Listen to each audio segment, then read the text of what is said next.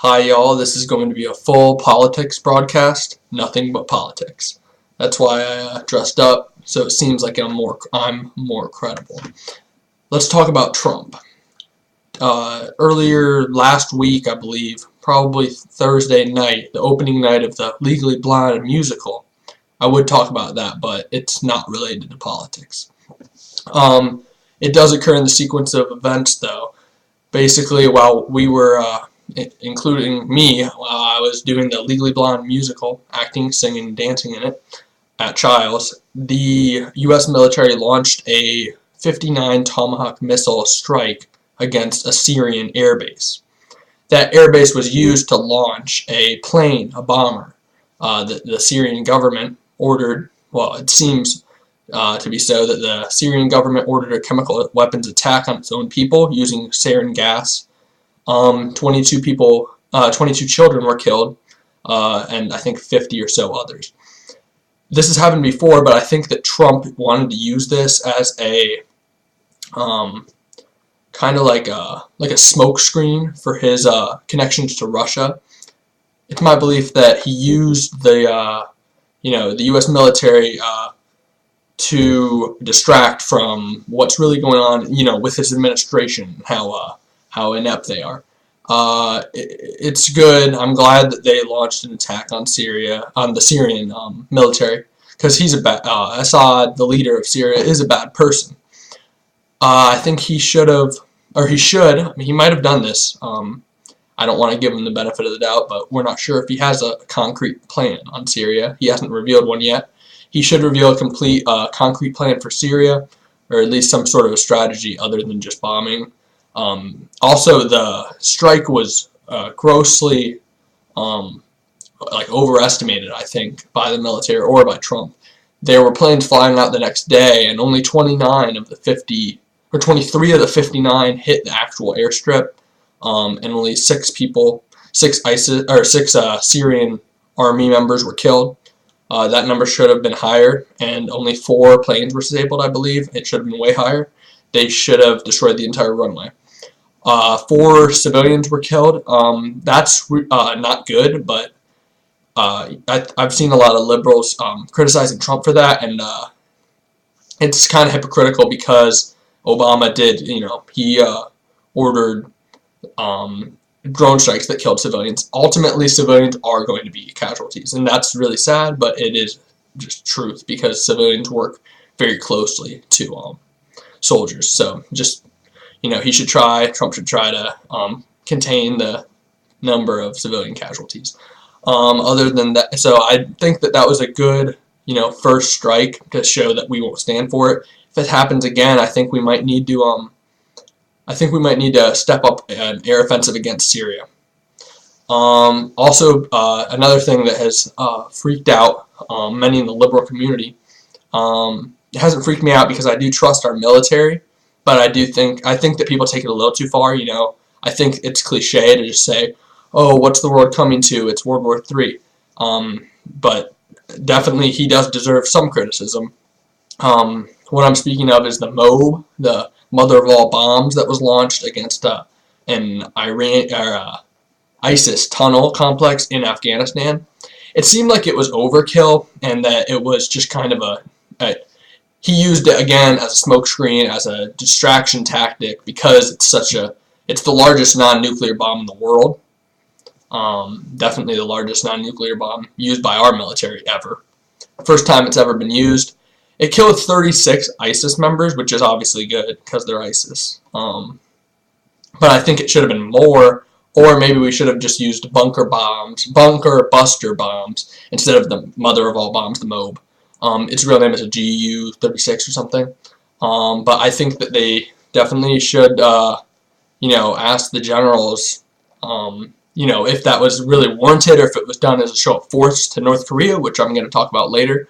Which would be not good. You don't need to just parade your big guns. That's what the weaker countries do, and the authoritarian ones. What's more troubling about all of this, I'm perfectly okay with a bomb being dropped on ISIS members. I don't understand.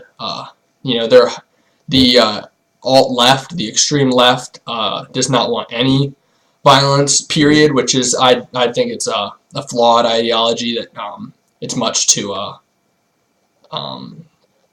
naive. You need to use violence to kill terrorists. We definitely shouldn't kill civilians or anything like that, but I think the bomb was warranted, or the bombing was warranted. They should have used a smaller bomb, probably. Other than that, North Korea, that's a big topic in the news. Again, I think it's cliche for people just to say, oh, the world's ending, North Korea, like, they're going to start a nuclear war. We're fine. We're not going to be harmed. Like, our country, our continental U.S., as well as Alaska and Hawaii, is not going to be harmed by North Korea. That's nonsensical, because they don't have the technology even close to capable of launching a warhead of any sort, and their fighters would not reach the U.S. mainland or Hawaii or Alaska.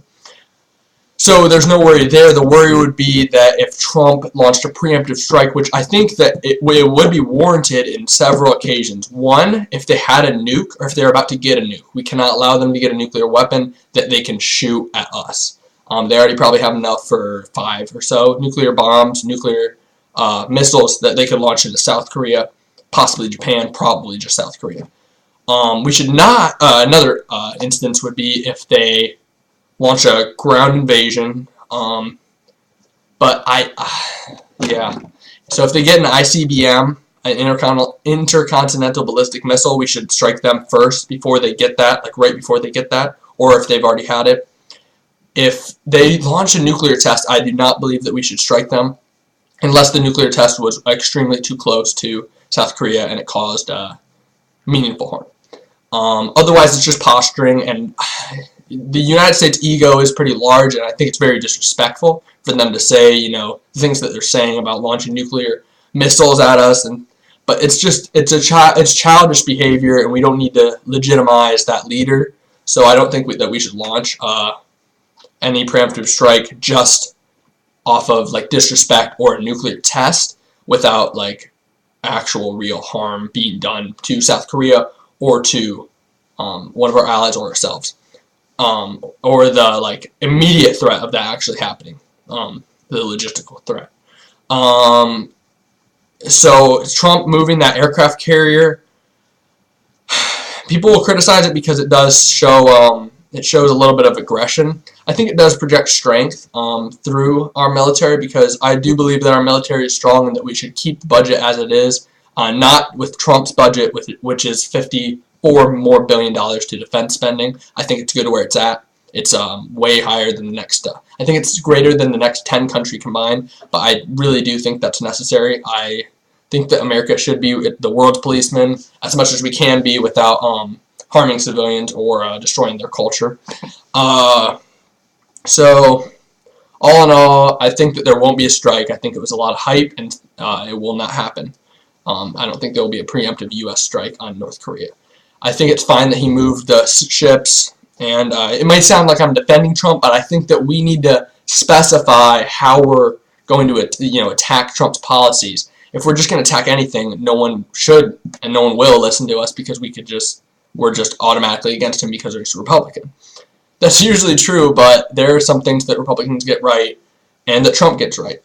He could be okay with the military, but he should not give full authorization to the military, because there should be a civilian leader. That's what our founding fathers intended, and that's rightly so. Other than that, if you guys actually listen to this, that's crazy, and you should probably join me in getting a political science degree from somewhere. We'll talk about that in another episode. But yeah, other than that, this is not when I'm wearing prom, because that would look dumb as hell, so don't worry about that. Okay, I'll catch you guys later. See you later. As always, go Dubs. I don't have my Michigan gear on, but go Blue. Go Pats. Go Bucks. Go Knowles. Peace out.